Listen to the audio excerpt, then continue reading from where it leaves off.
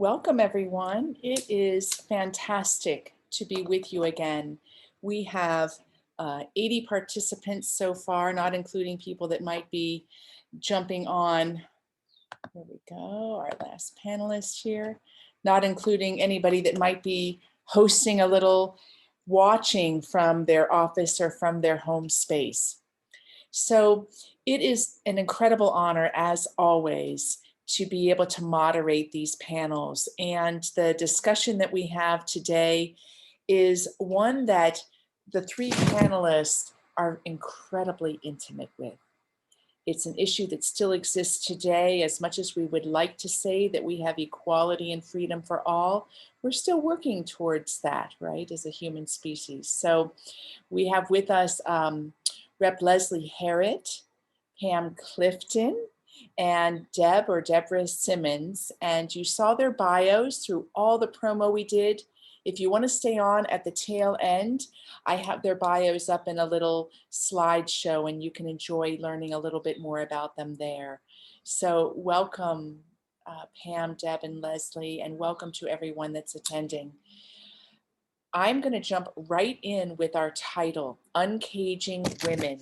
And I'd like to ask Pam to start us off with saying a few words about the impact and the importance and the why of this title.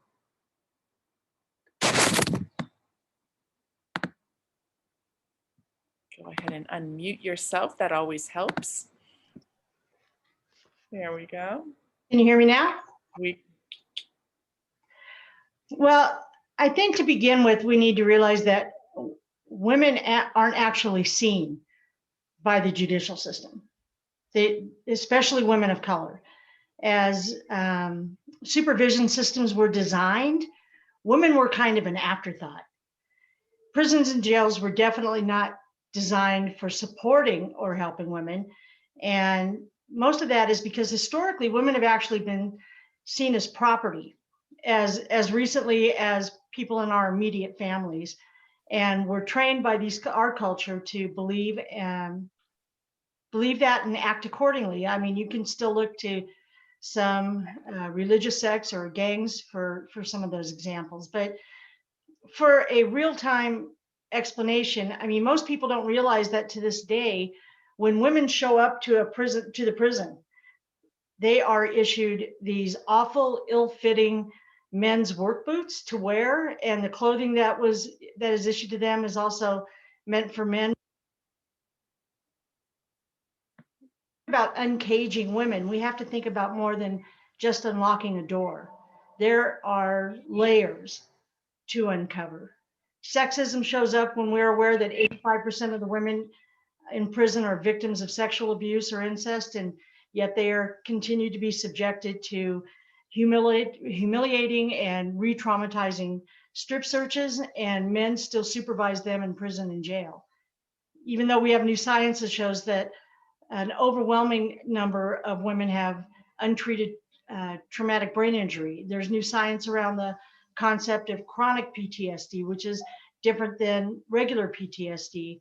And for the most part, women were victims long before they were defendants. So how does trauma play a part in who they have become or the choices that they have made? And that means that uncaging is not just about unlocking a door. It's about treating and releasing all of that damaged and imprisoned sense of self and their psyche that goes along with that. Thank you. It definitely brings tears to my eyes, Pam. Thank you for that introduction. And Deborah, how might you add to that title so that we set the stage for this panel discussion? Yeah, first of all, let me say that I so appreciate the work that Pam and CCJRC are doing and Leslie Harrod, Representative Harrod, are doing to change the laws that that put women in cages. I've never been incarcerated, but I've been working with women for 20 years in two different states, in prisons in Ohio and Colorado. And I speak from firsthand knowledge of some of the issues that the women face, having been treated for alcoholism myself, having a son who's been treated for heroin addiction, And having been treated for sexual abuse myself over years with various forms of trauma treatment, and I know that people can heal. What I want to say is that when we think of cages, we think of dangerous animals like in the zoo. And so we put animals in cages so the people will come and they're going to feel safe. So it seems that in America, we're putting people in cages to make us feel safe. And we do this more than any other country. I've gone into prisons for 20 years and I've never been attacked. I've never felt unsafe. And I've been in rooms alone without guards, with women sitting around tables for hours and hours, and I've never felt at risk. Both men's and women's prisons are cages within cages, surrounded by razor wire and multiple layers of locked doors and barbed fences. When I go to Denver Women's Prison to teach programs, I go through 9 locked doors to get to the classroom, and every single one requires that a guard open it for me remotely from a camera or behind a computer or in person. I have to go get them in the yard to unlock the doors for me.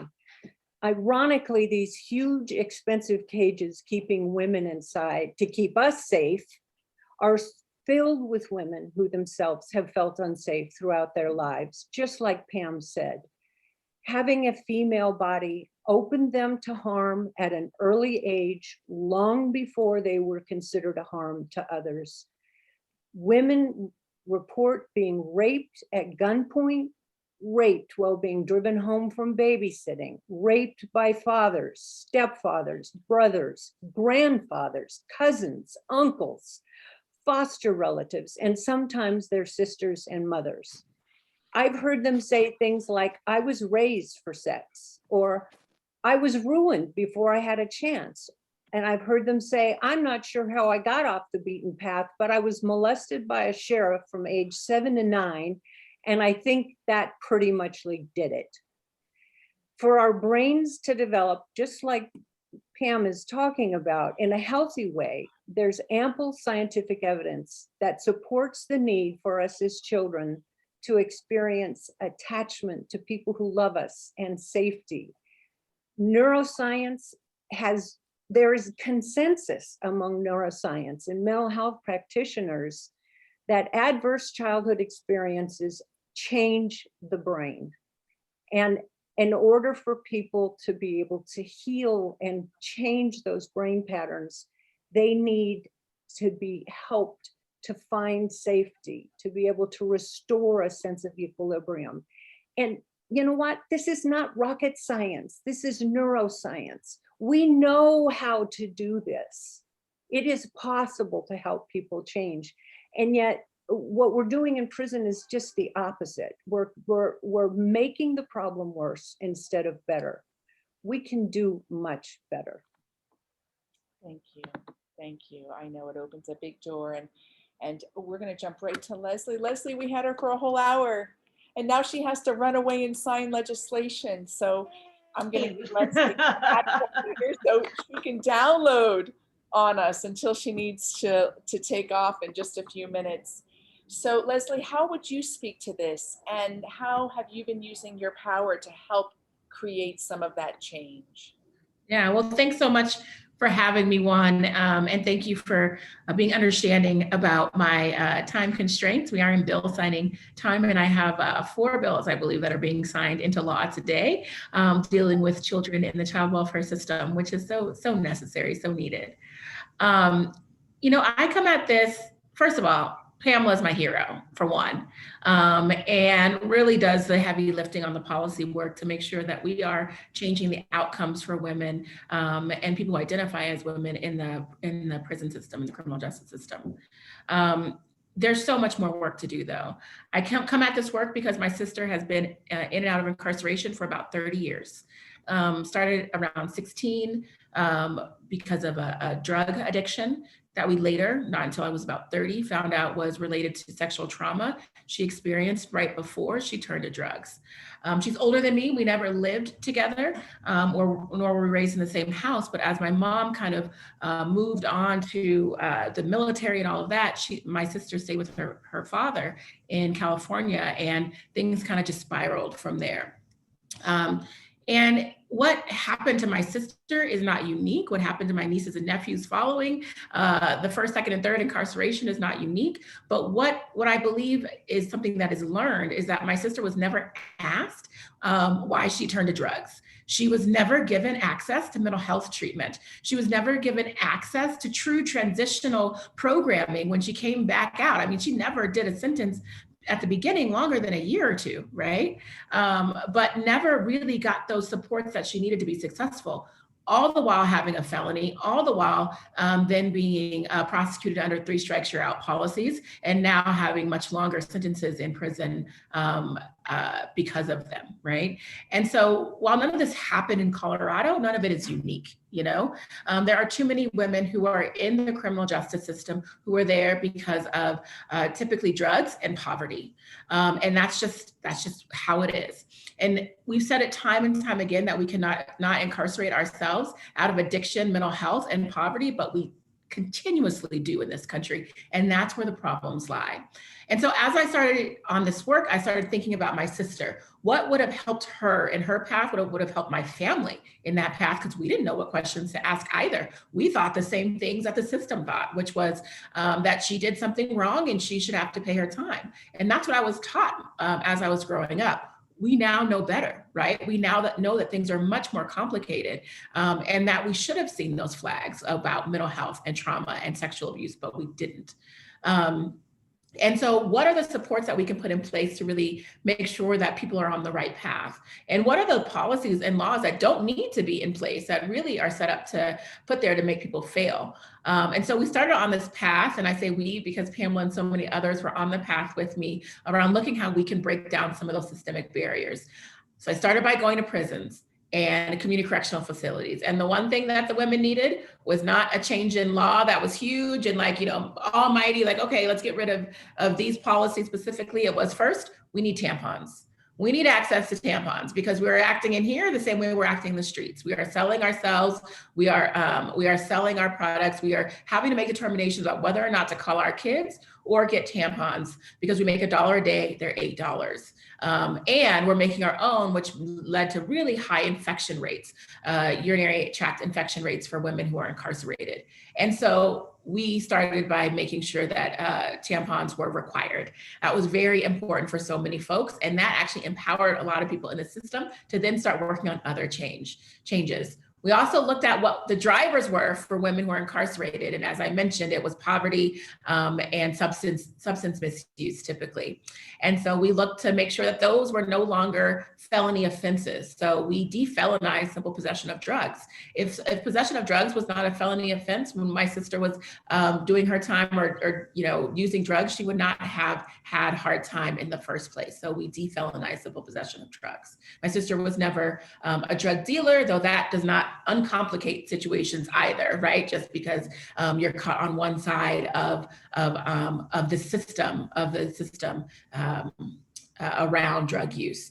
And so we did that. And then we started looking at, okay, why are people failing out of community corrections? Well, they're going to drugs or they're leaving and walking away because they need to go to their child's daycare party or their child's birthday party. And they're not going to miss another one because by golly, they've missed too much. And so, or they're being threatened by the person who might have put them in there in the first place, a pimp or a domestic violence situation. And so we said that walking away from community corrections was no longer a felony offense. And we're seeing, instead of having to open a new prison facility like was initially anticipated, we're actually able to decrease the prison beds and we're slowing down that increase tremendously. This was pre-COVID.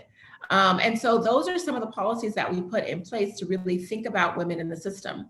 And I'm gonna let Pamela take it from here because I have to go. But what I will say is that the needs for women in the system are different. The drivers for incarceration are different. And so we have to make sure that we are looking at those approaches when we're also looking at transforming the criminal justice system at large. And so those are things that we are tasked to do. Just because women are a smaller segment of the incarcerated population does not mean that they should not have a special and unique approach to decarceration. And that's what we're doing here in Colorado.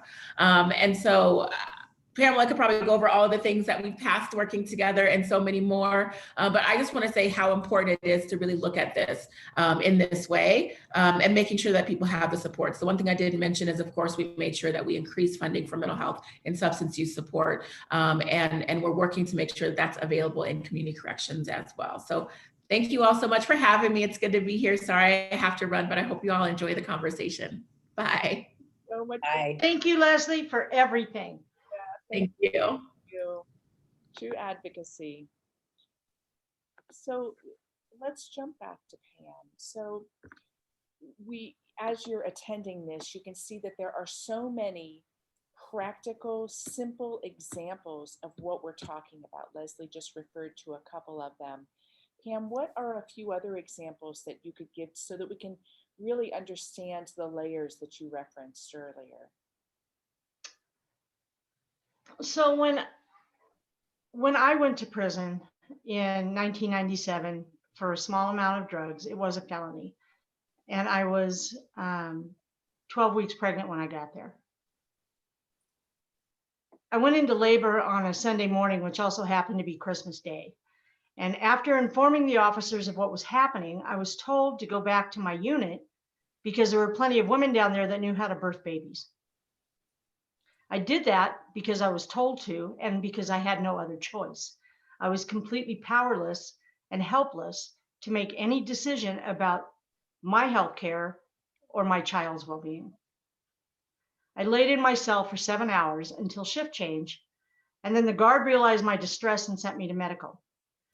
The nurse that was there told me that she could not tell that I was in labor because my water hadn't broke. And I explained that that was an issue and I always needed a doctor to break my water manually. And that was listed in my chart if she would have read it.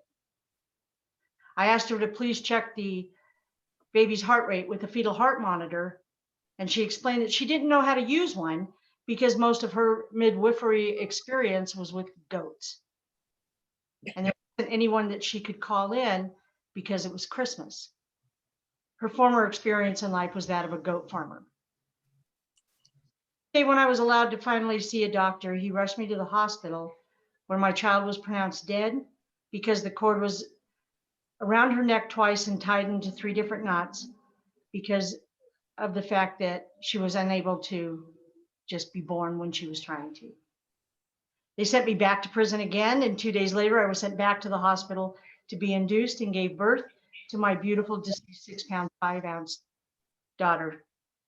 And afterwards, I was sent back to the prison where I saw a white male psychiatrist at the facility who talked to me for a few minutes and then prescribed 2 Valium, which was the extent of the therapeutic response to the trauma that I dealt with. You can't talk about women and not talk about the intersection between the justice system and healthcare. Despite the Supreme Court really saying that incarcerated people have the right to healthcare, there's no agency that oversees that. So mental health or physical health, it doesn't matter. Thank you. Thank you. And Deborah has even more examples to give to us. I know this is a hard journey for all of us. It is a hard journey. Right? To really open our hearts and our minds to the reality of this experience. So take us even deeper. We're here to be vulnerable with you, Deborah. Well, I gotta say, you know, when a person is incarcerated, they are no longer eligible for Medicaid. So when we do mental health counseling, when my agency does mental health counseling inside prison, I have to go raise the money to pay the therapist to do the work. I can't get reimbursed through Medicaid for this work. I get reimbursed through Medicaid when they're on the outside, but not on the inside. And why the heck don't we make use of the time that they're inside with nowhere else to go and do the work there that they need to heal? It just makes no sense to me how we use this time in prison. You asked about how the drug war impacted, is that what your question is? And how the drug war impacted? There's something you mentioned in our discussion, and I would love for you to speak to that. I think that shines a light. It's come up in one of our other panels, how the drug war made it worse for people of ethnicity, not better. And so in relation to women here, what would you like to share that has made it worse? Well, they've just been caught up in the same net of over criminalizing a disease and not providing treatment. Their men and women have been caught in that net. What's sad for women is that most of their crimes have been committed along with a man. They have been involved in drug addiction, drug use, drug selling, fraud, etc., because of their relationships with men. And so the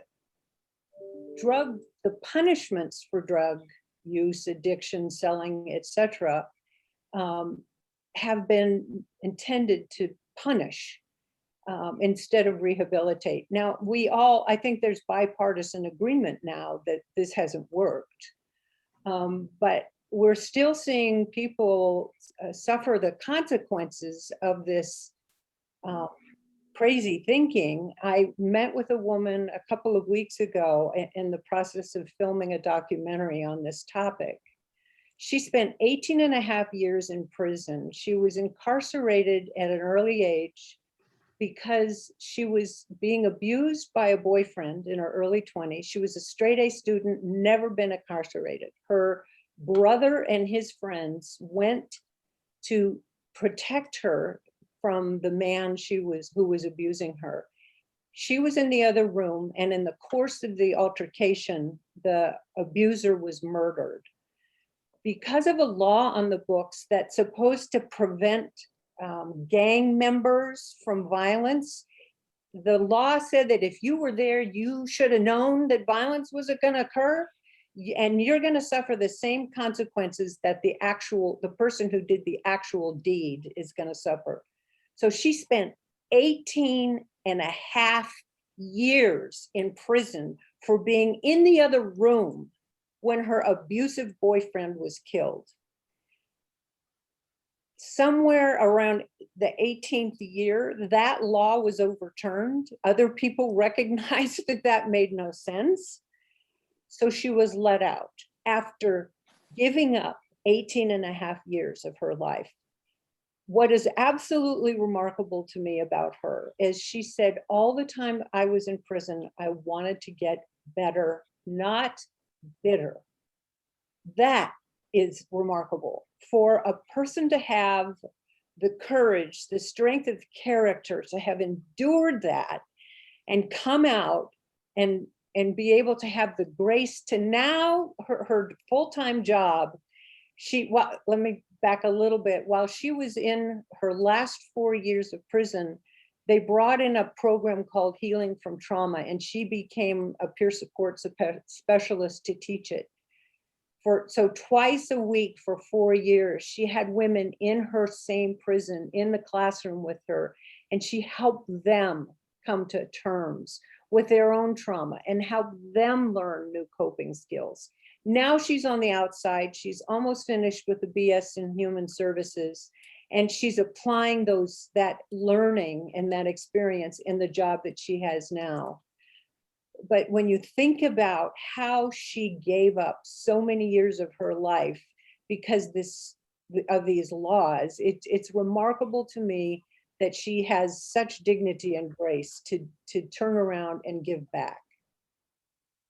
Thank you. Thank you so much. And before we go back to Pam, I had accompanied two friends who were on trial for something. I won't go into the details of it, but part of the evidence that was given, she was terrified. The actual trial was in relation to her husband, and she was in the car, but she was terrified. She'd never been in a court and never been put on the stand, and was not supported and coached, and you know, they weren't offered any kind of supportive context to balance the emotional trauma that goes into situations like that.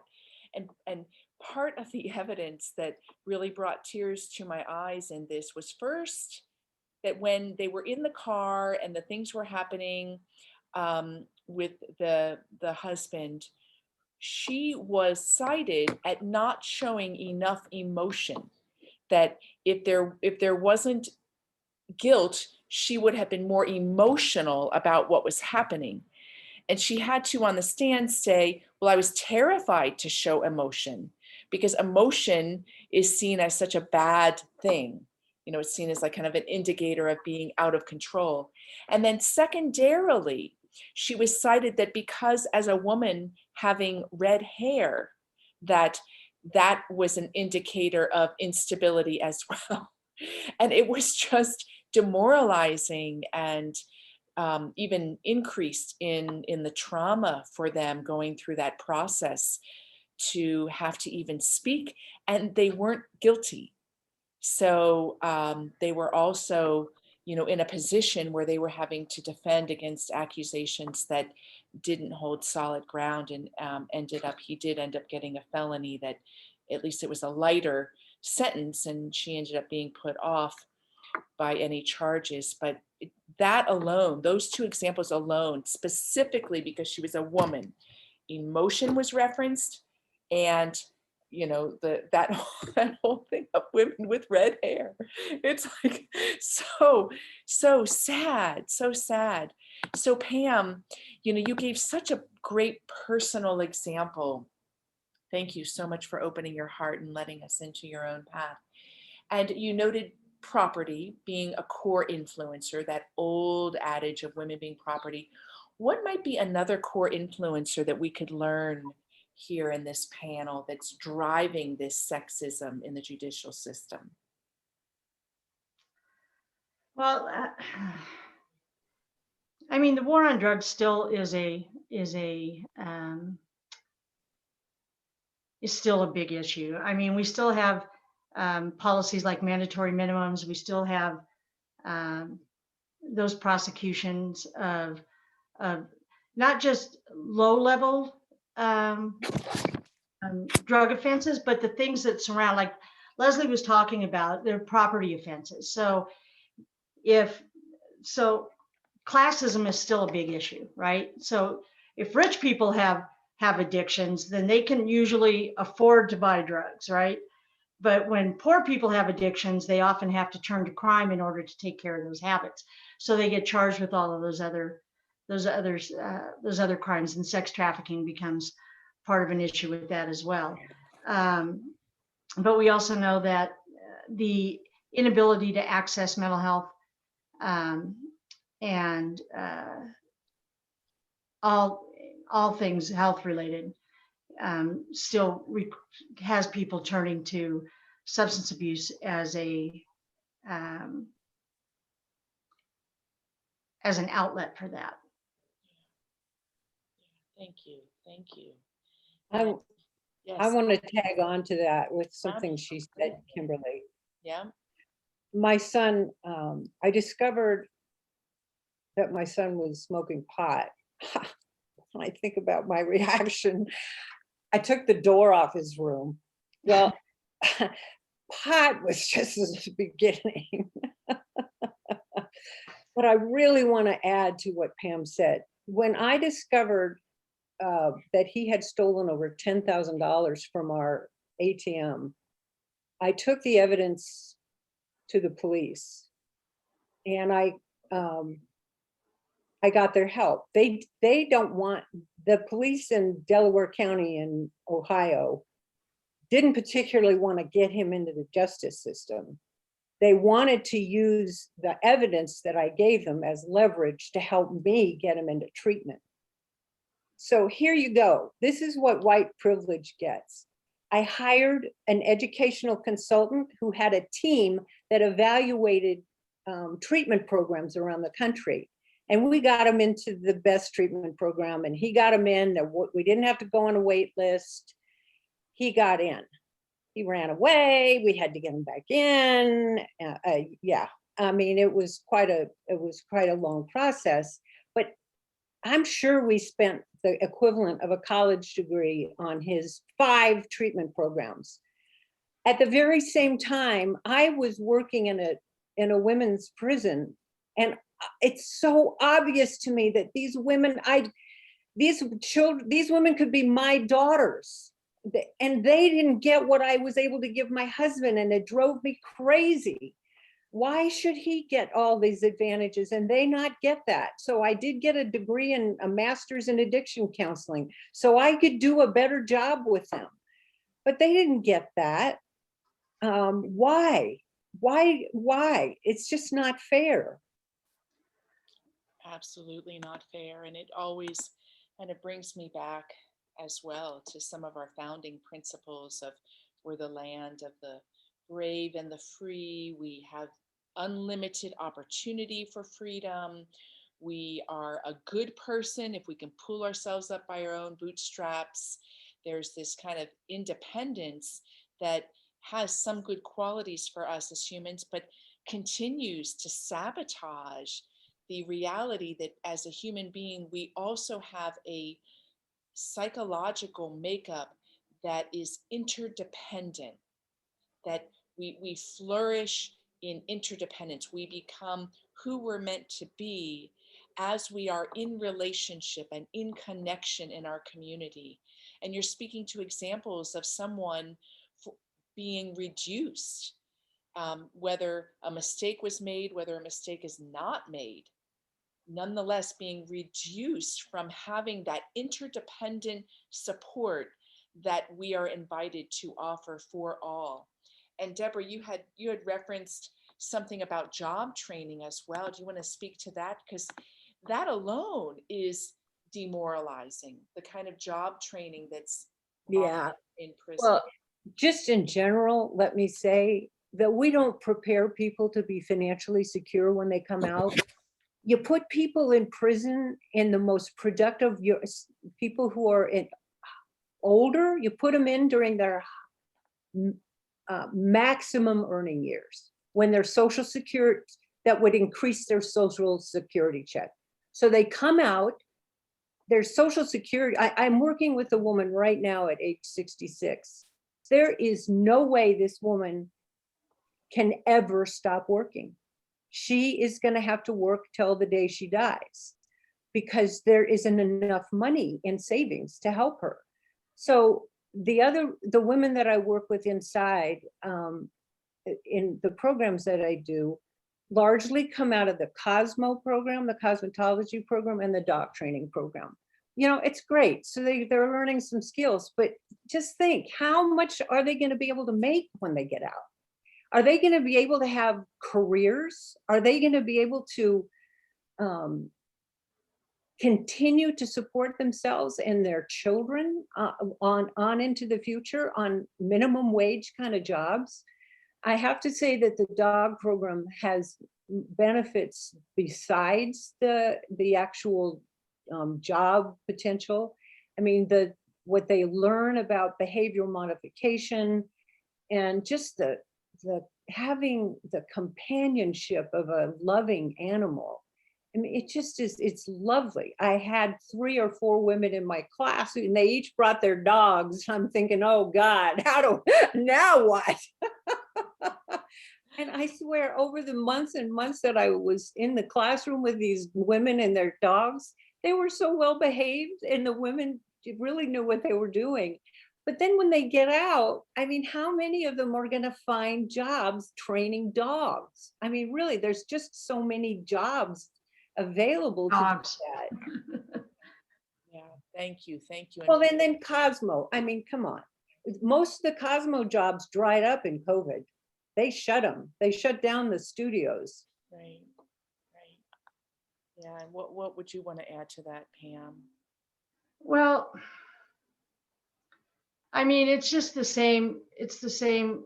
It goes back to not being seen, right? So now they have an what they call it's information system technologist, which is basically a secretary, right? So you've got secretarial, janitorial, cooks, and cosmetology, and you know, on the other side of the state, you've got guys they're learning, you know, heavy equipment operator. They're learning jobs that they can get out and actually make a living at, right? And there's plenty of women that are more than willing to go and do, you know, learn construction jobs or to learn how to be electricians or any of those things. And they're just, I mean, they just don't make it, it's not available, right? And so they just don't have the same opportunities. And so you go in with little and you come out with less. And because at that point you've got the traumatization of just going to prison is traumatizing, right? And there's so much that happens.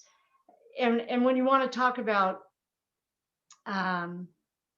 sexism, I mean, you can't not talk about reproductive justice, right? And so, I mean, and that at its most basic level, incarceration interferes with reproductive justice, which is basically a woman's ability to decide if and when to have children. And by its very nature, supervision completely undermines autonomy and your ability to make decisions. And if you do that for long enough, the ability is petrified and stagnated, right? And that problem is very unique to women when it comes to reproductive justice, because unlike men, our fertility has a clock attached to it, right? The ability to have children wanes with age. And we have more women going to prison in their 30s than any other age group. And even talking about choice, I mean, there's about 20 women a year that are pregnant when they arrive to prison in Colorado. And can they choose to not have that child?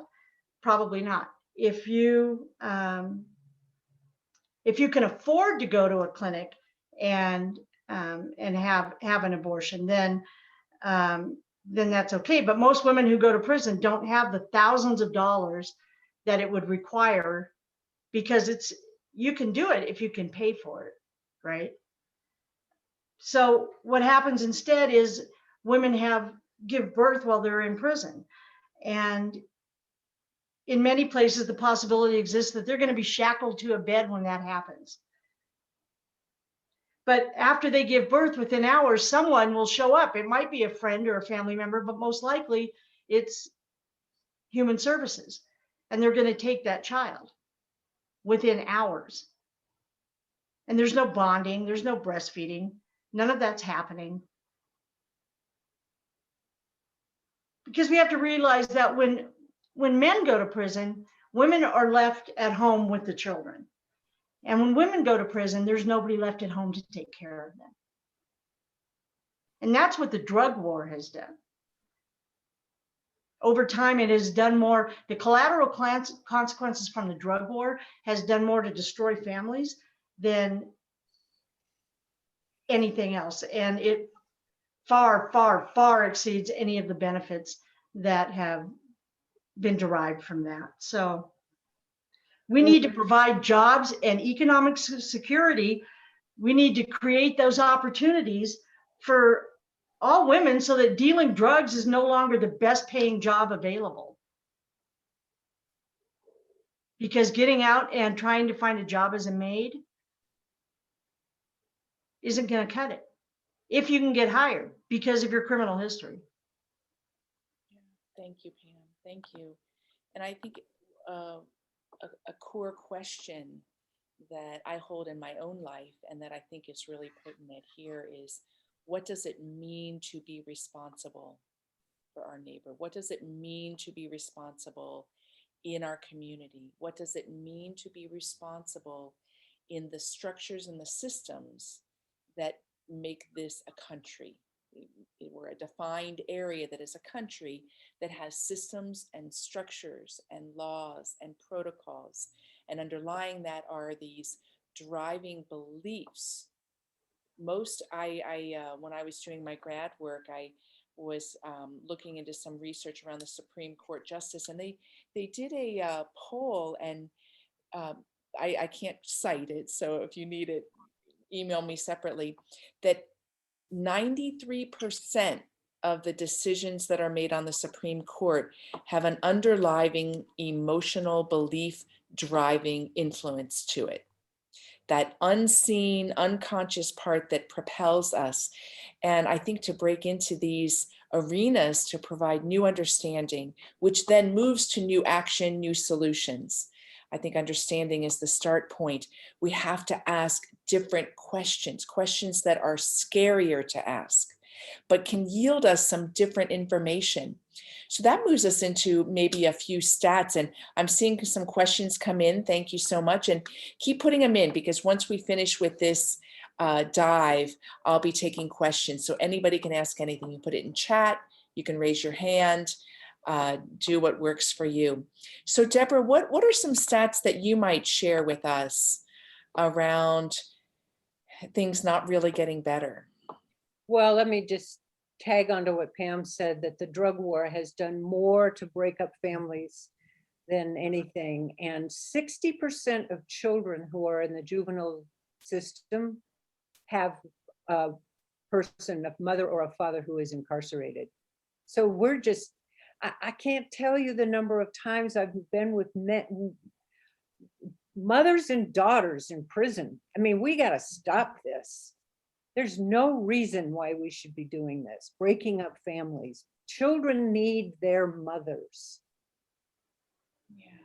And their fathers. Thank you. So that's one stat.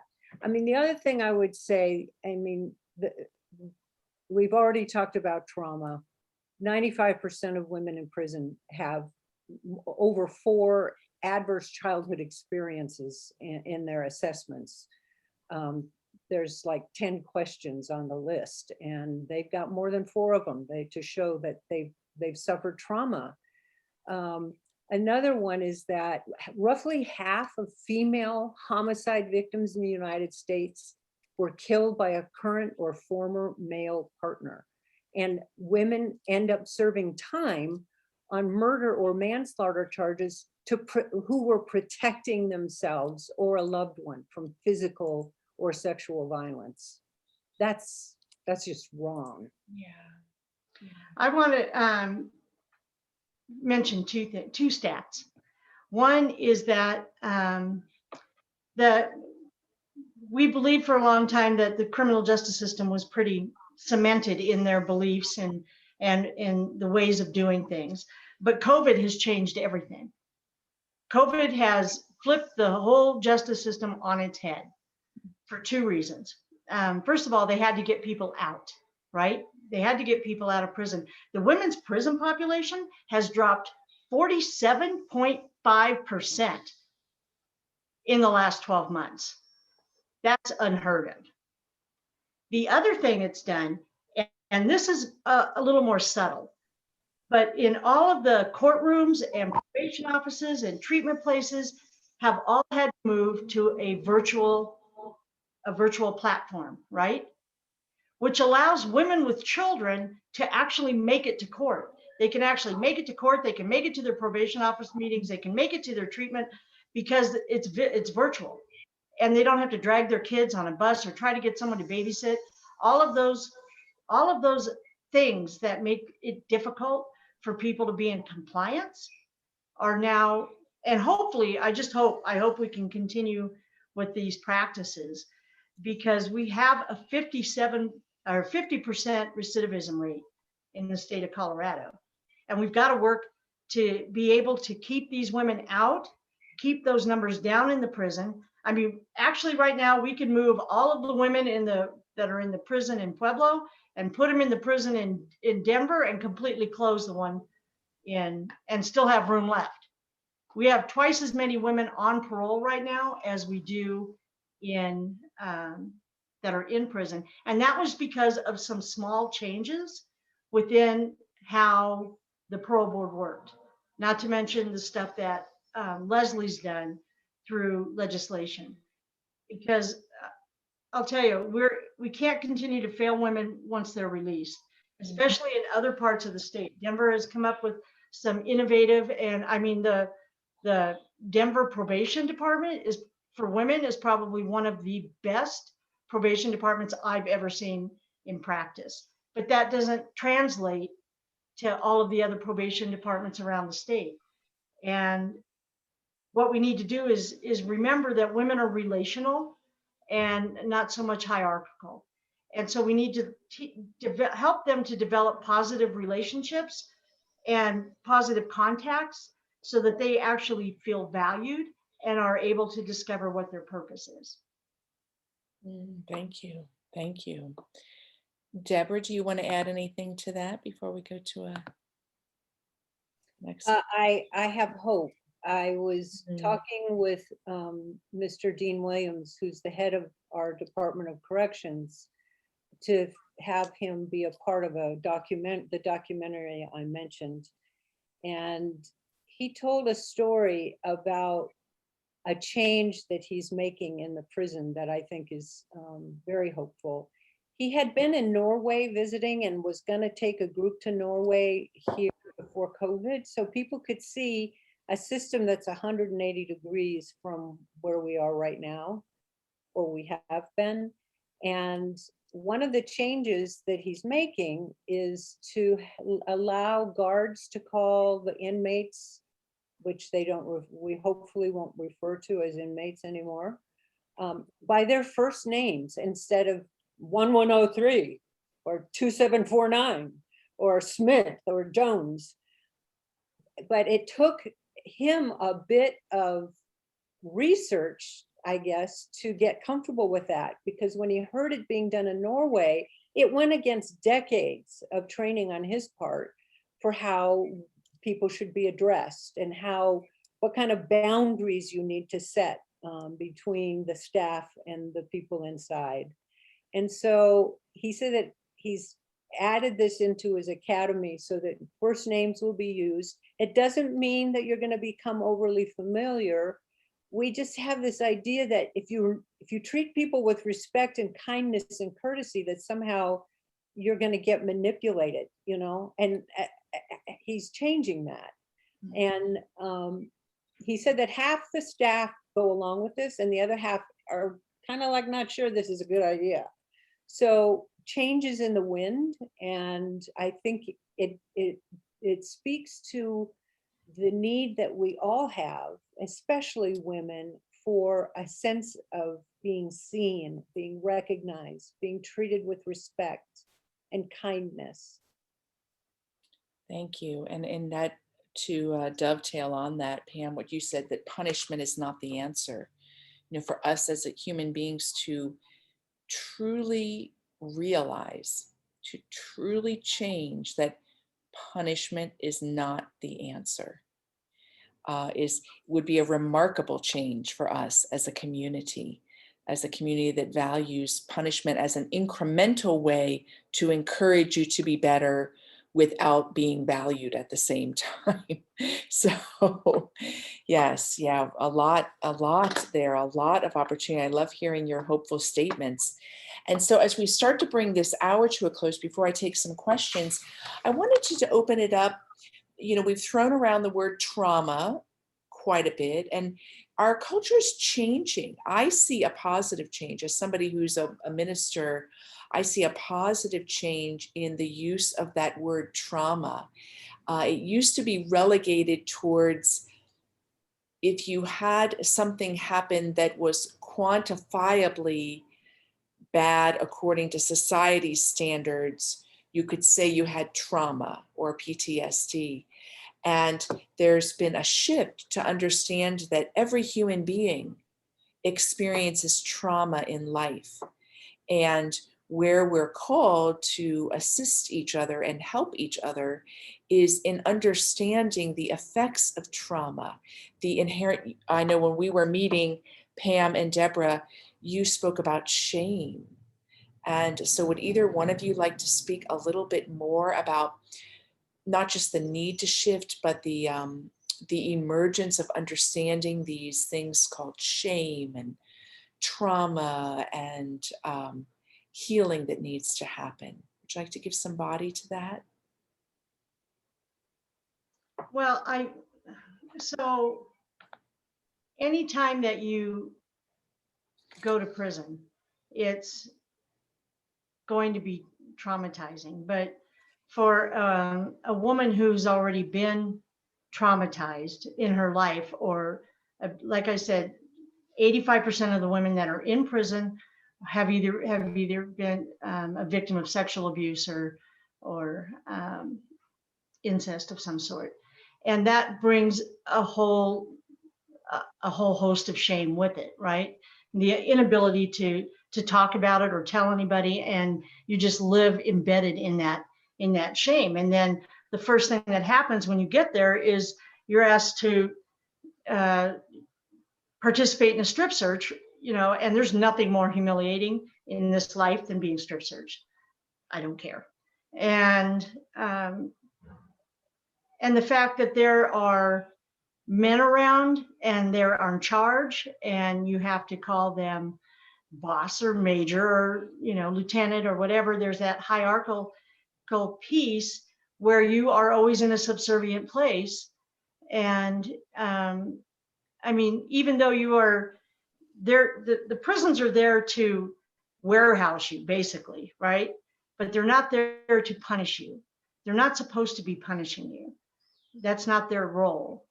And if they don't understand the shame that you live with, or the trauma that you've been through, or any of those things, then the re-traumatizing and the damage that's done means that all you're doing is it's just a cycle. It's a bad cycle.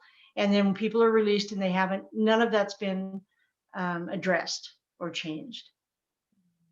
Thank you. Thank you. Yeah, and I would add that, corrections staff have trauma in their own lives. Mhm.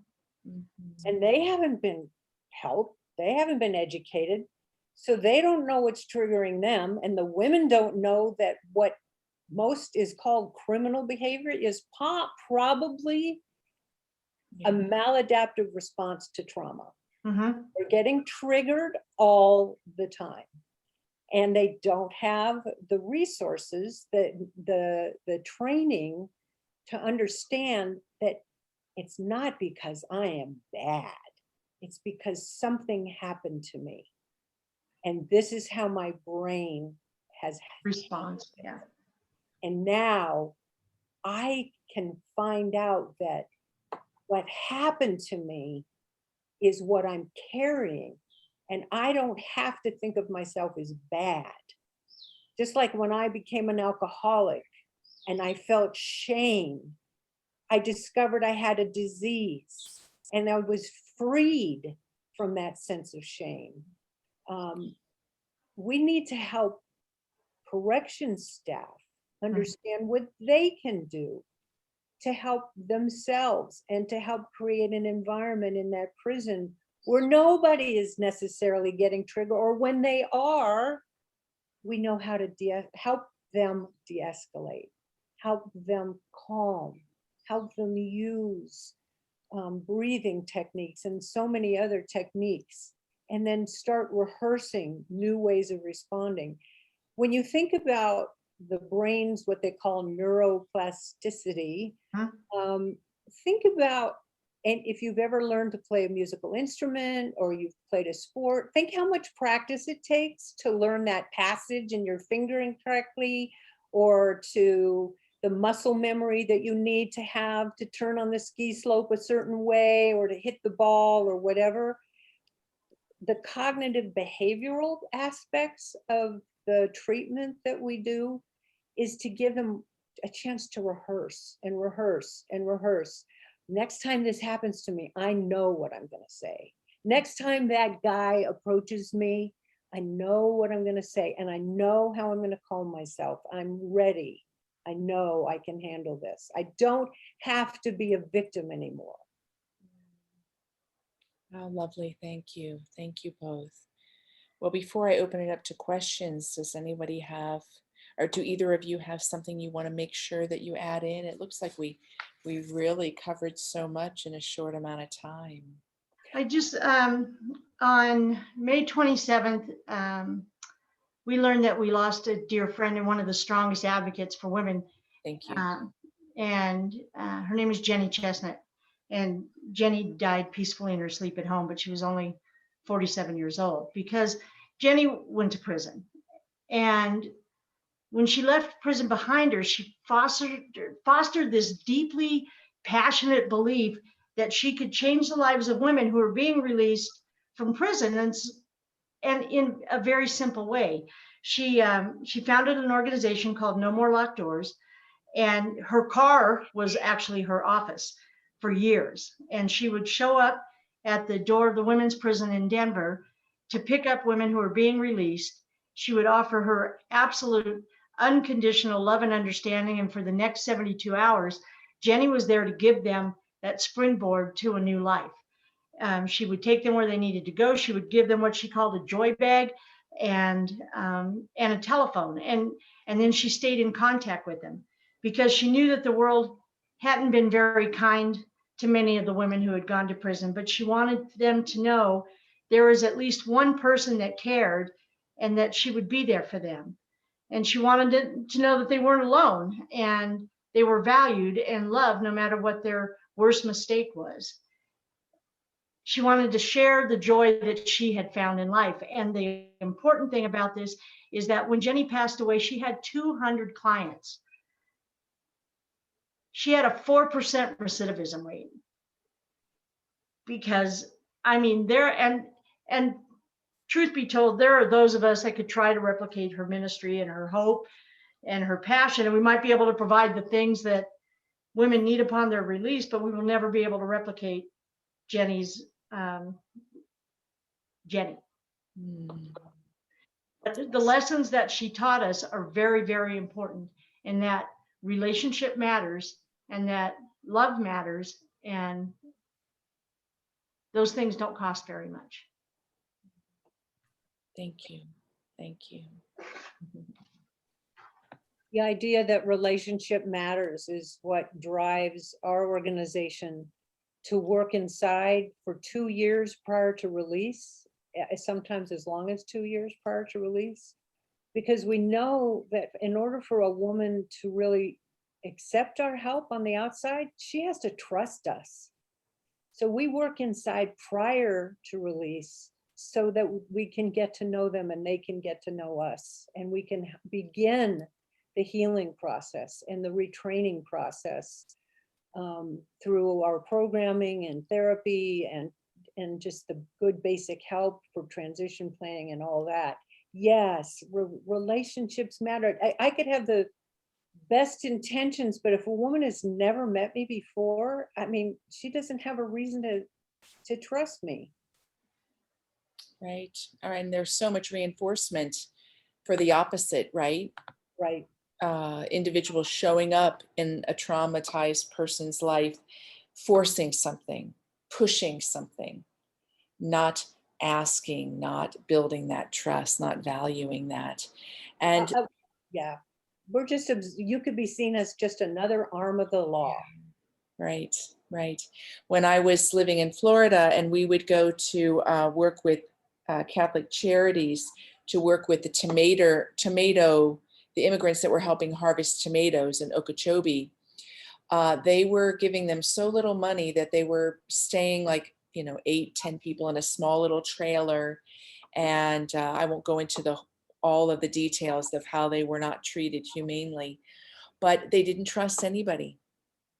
They had so often trusted one entity or another entity or one person or another person, and they simply did not trust. It took years for that arm of Catholic Charities to build trust. They did eventually do that, but it took years to build that trust. And it starts with, why should I trust you? So Yeah, very, very powerful. And that's going to lead us into questions. But before we get to the questions, I want to point something out, because oftentimes when we break open issues and we have a new understanding of the layers and the complicated nature of things, we may wonder what we can do. One thing we can do, I know everyone else spoke to it, but it hasn't been spoken to yet, is right here in your midst, you have 3 great nonprofit organizations. You've got CCJRC, you've got the Reentry Initiative, and I'm with Hope. And all 3 of us are mediating organizations to the issue. All 3 of us would love it. Well, I shouldn't speak for you, but I think it's fair to say that we'd love it if our organization did not need to exist. But our organizations exist because the need is there. So supporting organizations like the 3 that you have right here, supporting with volunteer time, supporting financially, supporting by sharing the word with others, that it's an open slate in how you can supporting us, because the issue exists and you need organizations like us to be the mediating influence to help change happen. That's a big way you can be part of the solution. So I wanted to get that in there. And you can email me for information about the nonprofits. Otherwise, it's ccjrc.org, the reentryinitiative.org, and hopeforlongmont.org. It's that easy. So jumping to some questions. So we've got men OCAs, that's offender care aid, are paid more than women OCAs. Why? Either one, you want to tackle that question? Well, those are, I mean, those are inside DOC questions, I think. And so often it just depends on the pay scale. And historically, men have always been, or usually, I can't say always been, are usually paid more. The prisoners that work in DOC through the correctional industries are usually paid more than the women.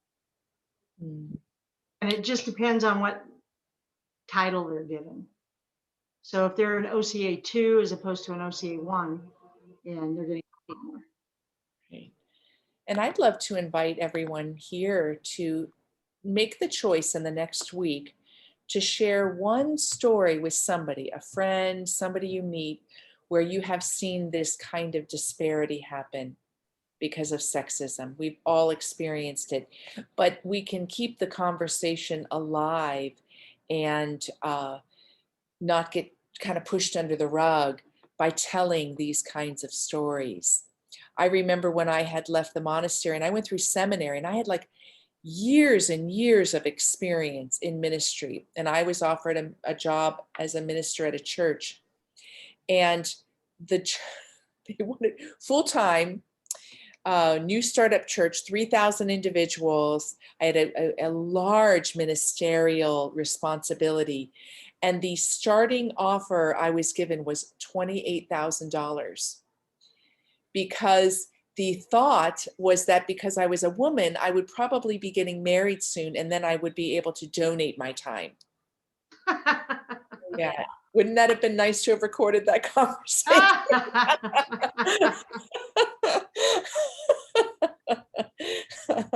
Okay, so Riley, many alternatives to detention set people up to fail.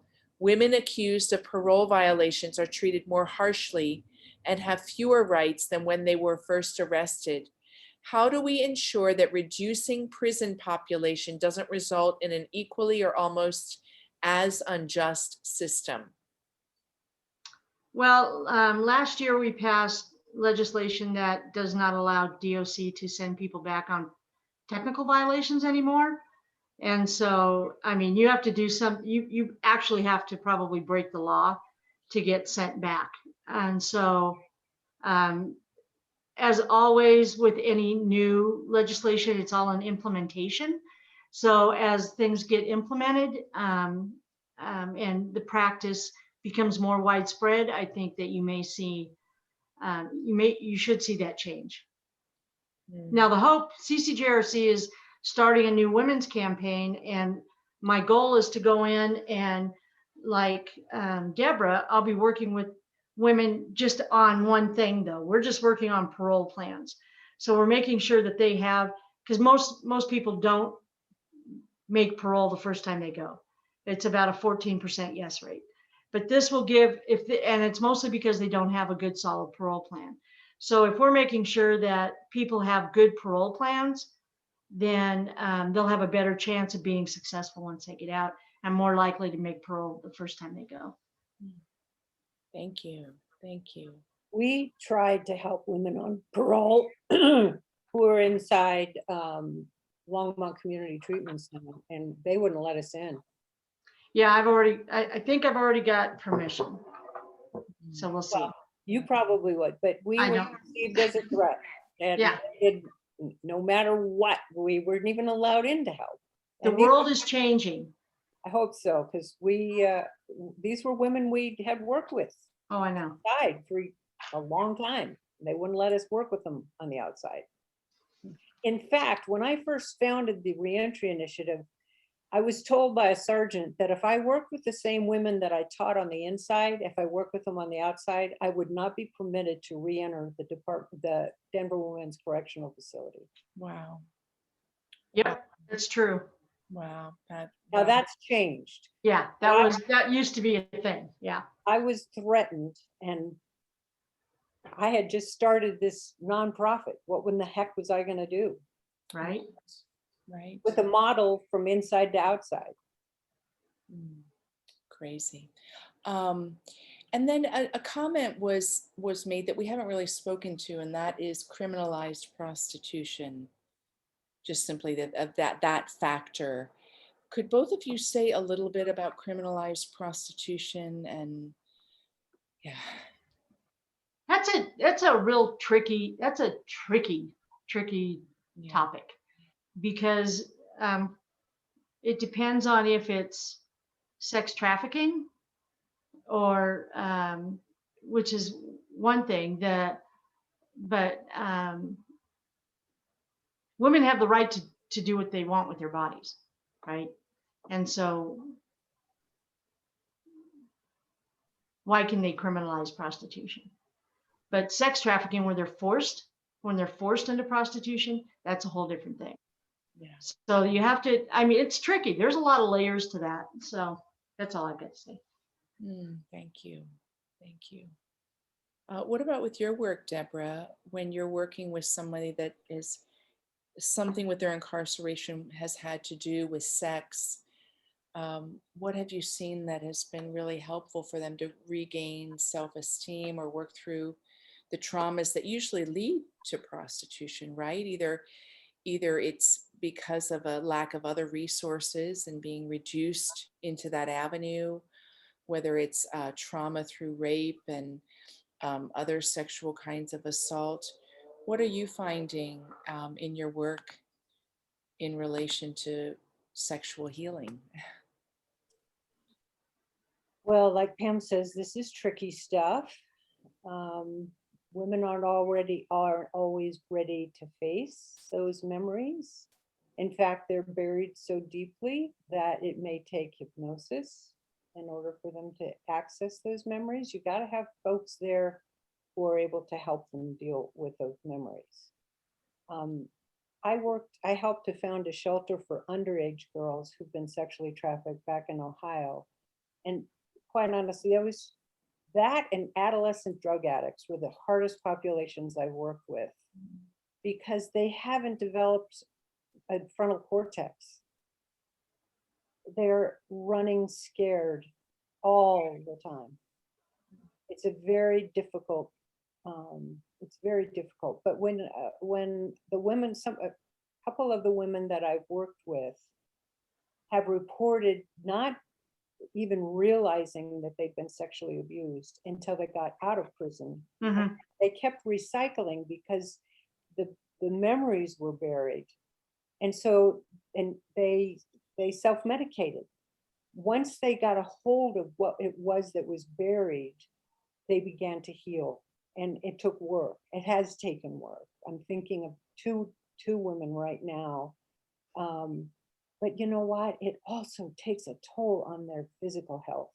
Mhm. We're not providing adequate medical care for women who have suffered this abuse. And so they get out and, you know, they have multiple physical medical problems that are, that I think have to be related to the stressors that their body contain. Mhm. Mhm. Yeah, thank you. Thank you. So we have a comment that may open up some comments from the two of you. Things are changing. Director Mhm. Williams is allowing pro-social program-specific correspondence, approved warden by warden. What does that mean? Could somebody write? I'm reading Course, it. writing people? Maybe Oh. Belle can write a little bit more. Oh, yes, writing people. Yeah. Yeah. Well, I've been writing women through COVID. Hmm.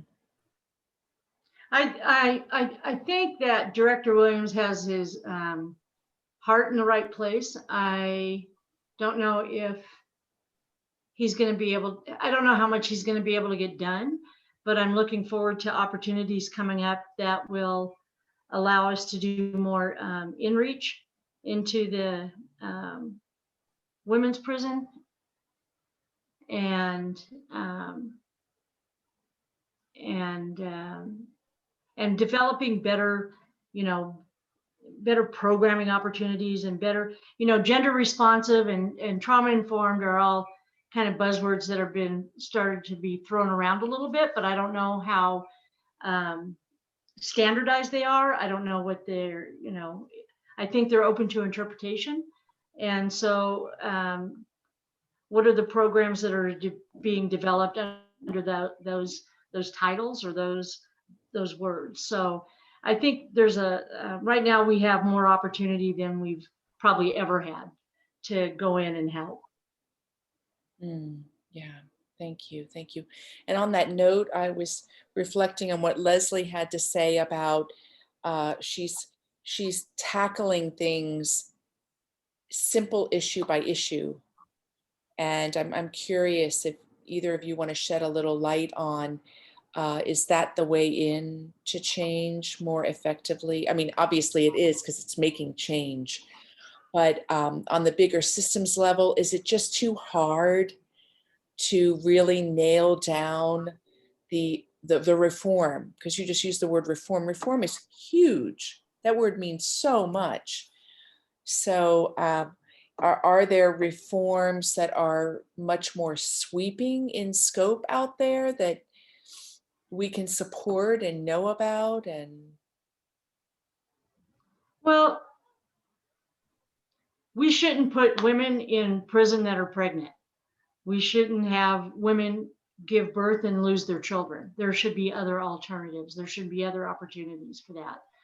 Um, um, Breaking up families is not, I mean, there's always a public safety component to that you have to look at, but there needs to be an opportunity to make a left turn out of that decision. I mean, if COVID has done anything, it has shown us that we have many options available to us. We just have to be willing to do them. And as far as Leslie goes, I mean, she has to fight for legislation, and so she's got to convince the other 150 people up there that, you know, that this change is good and it's important. And we only get, you know, 4 months out of the year every year in order to get that done. And so making sure that we're implementing those changes and holding systems accountable for the changes that they've agreed to make, I think it's always the hardest part, but it's the most important because that's where culture shift happens.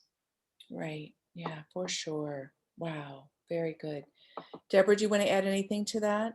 Well, I've asked myself this question, like, where do we start? Or where's the best leverage to make all these changes? And I hear things about, for example, that many prosecutors have never visited the prisons where they incarcerate people.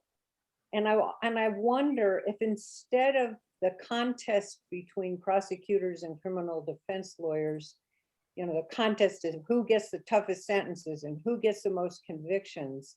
What if they were held accountable for whose defendants recidivate the least?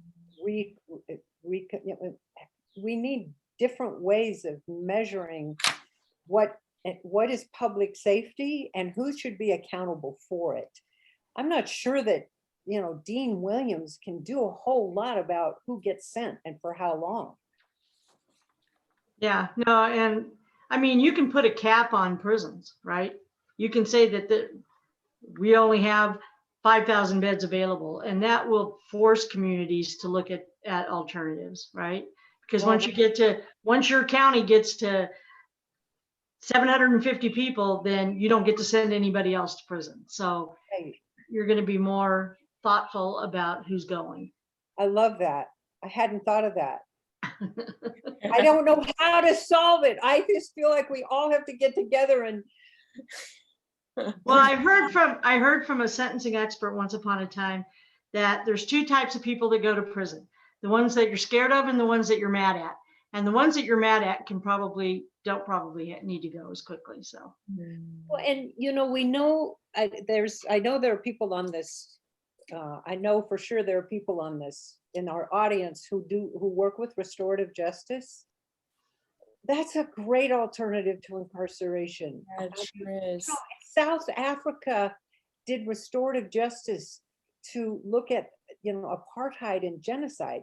Can't we do that here? Can't we do a better job of healing between victim and perpetrators, whatever you want to call them? That's the dream, and to not just have it with kids, but to have it with everybody. Absolutely. Yeah. We're doing it with kids, thank God, but let's beef it up. Yeah, that is a really wonderful solution. Another nonprofit everyone could support all the restorative justice, and we've got the Longmont Restorative Justice Group. That's a great nonprofit there, and there are lots of great nonprofit restorative justice groups. So it's called Longmont Community Justice Partners. Thank you, LCJP. LCJP, and Shailene Onyango is on this. Is here, and she's running it. Kathleen for being on. She was there before, and she is now helping to implement restorative justice processes throughout the country. And Longmont has long been very progressive with the way they have defunded the police. They have programs where trained people go out on calls with the police to de-escalate situations that require mental health expertise. They have a program where people can turn in their drug paraphernalia and their drugs without any repercussions, and they'll get them into treatment with treatment providers up and down the 25 corridor who have volunteered to do it for free. I mean, there are, like you say, Pam, if we tell communities, look, you gotta handle this better, maybe that'll work. I don't know. I mean, treatment on demand would be the dream, because you shouldn't have to get involved with the criminal justice system just to get treatment, right? Just like you shouldn't have. It's just like going to the hospital, right? You shouldn't be turned away for some reason because you don't have money. And safe shelters for women experiencing domestic violence. I don't know how underfunded they are. I know Jackie List here in Longmont has been working to keep that nonprofit going for at least 20 years, if not longer. She's doing great work. Yeah.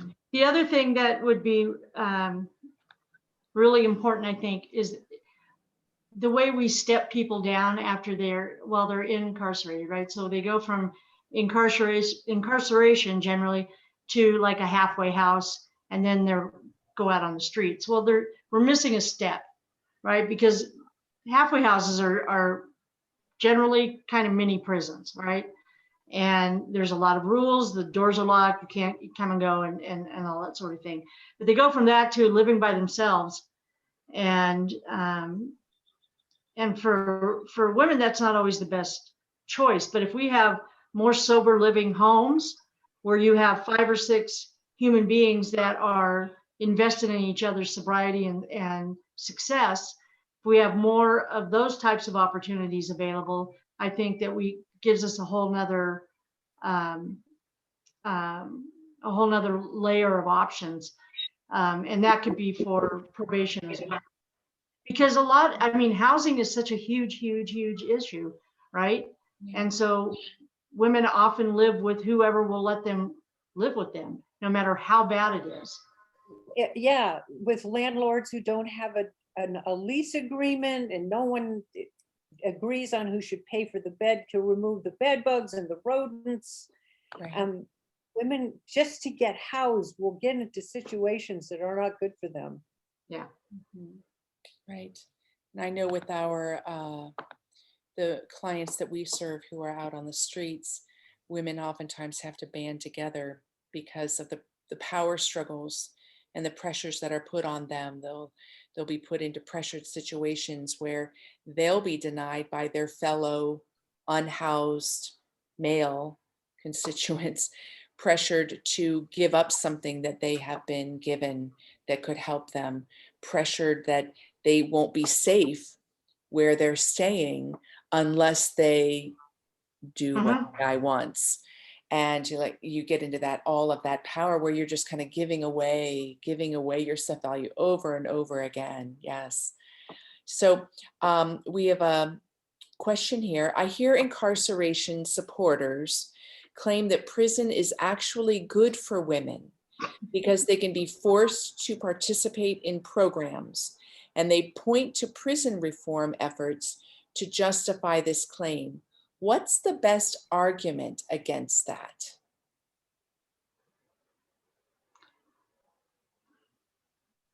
Well, if prison's not good for anybody, and I don't care. Forcing people to do stuff, forced treatment doesn't work, right? We know that. And if you're just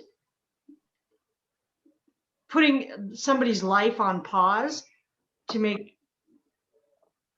that seem better, it doesn't make sense. We don't have other alternatives that we've tried, right? And so is there more shared housing that can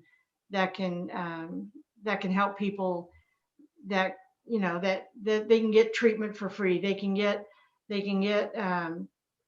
generally people don't want. So when most of those women were in kindergarten and somebody asked them what they wanted to be when they grew up, none of them said, I want to be in prison. None of them said that. And so we need to, it requires more work to work with somebody to figure out what it is that they actually need. But in the world of harm reduction, if we're making sure that they're healthy and making sure that they're housed and making sure that they have options, then they can make their own decisions about their own life without being forced to do so. Thank you. Thank you. So there's another question came in. Thank you, Riley and Catherine and Belle and everybody. There seems to be a major need to educate the community as to the successes of this population, because the average citizen believes that once a person has been incarcerated, they are a throwaway because they will never be productive. Have you suggestions of how we do more of this? Because having coordinated the Gateway program for years now, I know we have hundreds of successes. I think that a lot of the people that I know that are successful, they kind of fall off the radar because they're successful and they don't want to be involved. They don't want to be involved.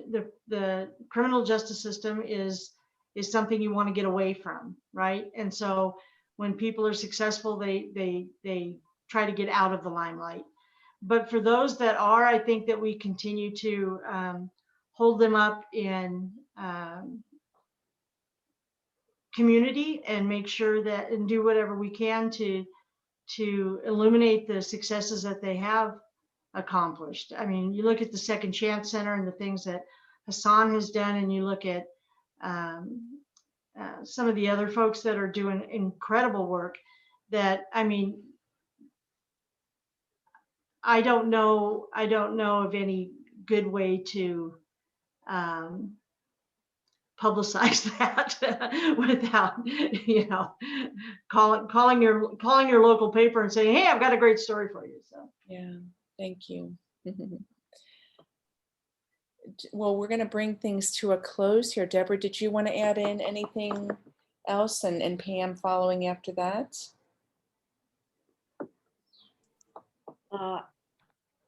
I would just say that this work that we do, that while three of us are doing, is probably the most satisfying work I've ever done because of the people that we work with, how hard they want to change, how hard they're trying, and what they're doing to be successful. And the gratitude they have for being treated like a human being is just, it's mind-boggling to me that people have felt so unseen and so unrespected, that the little that we do and the ways that we want to care for them really helps a lot.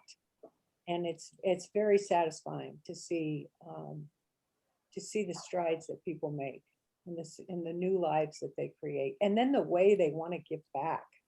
That's amazing. Mm-hmm. I believe that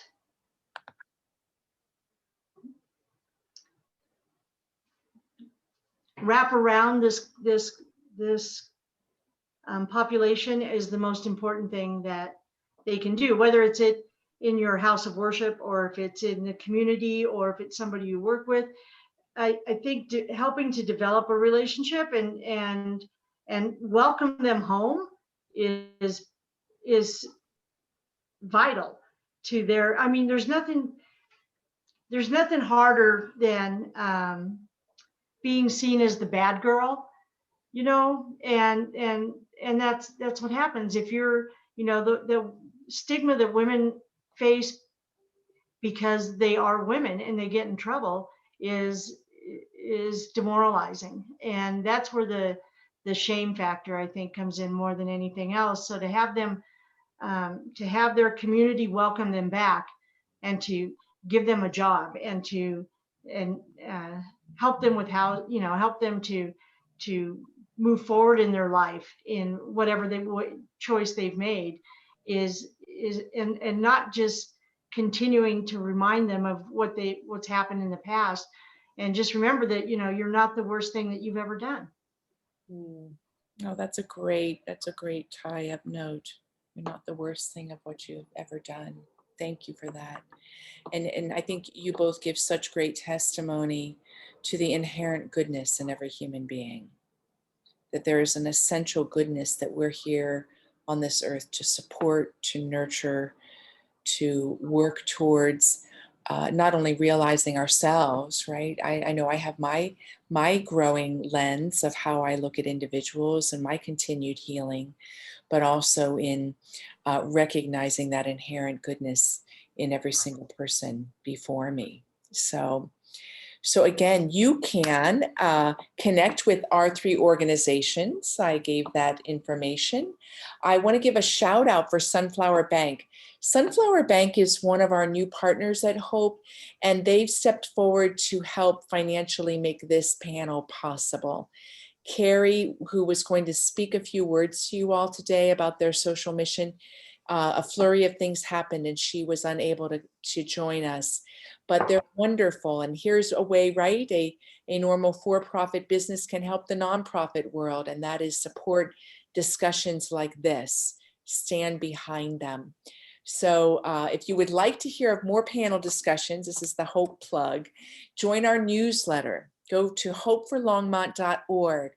I am incredibly humbled to be doing these pretty much every other month now, and culling the topics from the discussions and ideas that come to me, and learning about who in our community can really provide an experience like what we had today.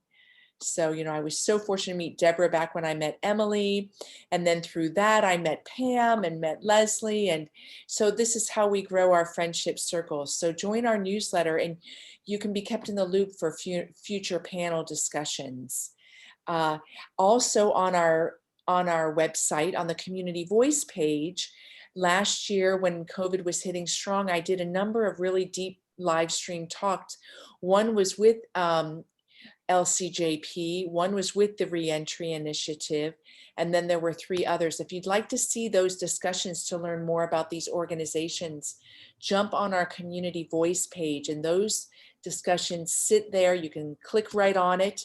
They're on YouTube, just like this panel discussion will be on YouTube. You can find it on the Hope for Longmont YouTube channel, or you can get it through our newsletter. So Pam and Deborah, I thank you so much. So much. So grateful to the 2 of you for who you are, for the call you've answered, and for the wisdom that you've enriched us with here. Well, thank you so much for providing this platform. I'm just thrilled to have the opportunity to work more with Deb and to work with you as well. Yeah, thank you. Thank I you. echo the same sentiments. Thank you. Okay, everyone, thank you for being with us. On we go to shine a light. Bye, everybody. Bye. Bye.